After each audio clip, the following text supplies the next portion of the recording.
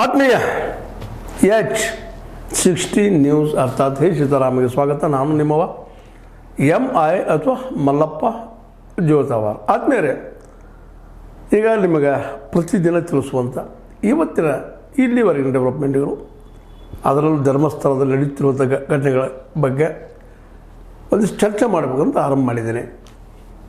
ಮೊದಲನೇದಾಗಿ SIT ಮತ್ತು ಬಂಗ್ಲೆಗುಡ್ಡಿನ search ಮಾಡುವಂಥ, ಶೋಧನೆ ಮಾಡುವಂಥ, ಸಂಶೋಧಿಸುವಂಥ ಕೆಲಸಕ್ಕೆ ಇಳಿತಾ ಇದೆ, ಸಿದ್ಧತೆ ಮಾಡ್ಕೊಳ್ತಾ ಇದೆ.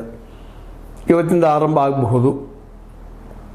ಈ ಎಲ್ಲ ನೆಲೆಯಲ್ಲೇ ಇವತ್ತು ಅದರಲ್ಲೂ ಒಂದು 8 ಈ ಅಸ್ಥಿಪಂಜರಗಳು, ಮೂಳೆಗಳು ಅದು ಮೇಲ್ಪದರಲ್ಲಿ ಬಿದ್ದಿದ್ದು ಸಿಕ್ಕ ನಂತರ ವಿಶೇಷವಾಗಿ ಬಂಗ್ಲೆ ಗುಡ್ಡೆಗೆ ಅಥವಾ ಗುಡ್ಡಕ್ಕೆ ಬಹಳ ಮಹತ್ವ ಬಂದುಬಿಟ್ಟದ.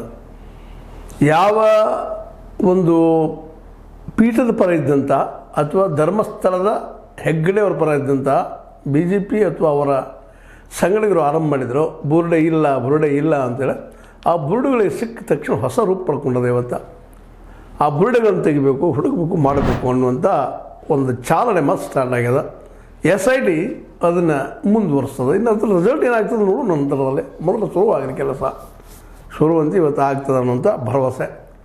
ಯಾಕಂದ್ರೆ ಮೇಲೆ ಬಿದ್ದಂಥವು ಈ ರೀತಿ ಇದ್ದಾಗ ಅಲ್ಲಿ ನಾವೇನಾದರೂ ಅಗೆತ ಮಾಡಿದರೆ, ಹಡ್ಡಿದ್ರೆ ಮಾಡಿದ್ರೆ ಇನ್ನೂ ಸಿಗುವಂಥ ಎಲ್ಲ ಸಾಧ್ಯತೆಗಳಿದ್ದಾವೆ. ಯಾಕಂದರೆ ಈಗಾಗಲೇ VS ಉಗ್ರಪ್ಪ ನಿಮಗೆ ಗೊತ್ತದ, ಕಾಂಗ್ರೆಸ್ಸಿಗರು, ಅವರು ಈ ಹಿಂದೆ 2016ರಾಗ ಅಲ್ಲಿ ಸರ್ವೆ ಮಾಡಿ ತಿರುಗಾಡಿ ಅಲ್ಲಿ ಸ್ಥಾನಿಕರನ್ನು ಭೇಟಿಯಾಗಿ ಅಲ್ಲಿ ಜನರ ಜೊತೆ ಮಾತಾಡಿ ಪ್ರತಿ ವರ್ಷವೂ ಹೆಚ್ಚು ಕಡಿಮೆ 100ಕ್ಕೂ ಹೆಚ್ಚಲ್ಲೇ ಅಸಹಜ ಸಾವುಗಳು ಅಥವಾ ಅಪರಿಚಿತ ಸಾವುಗಳು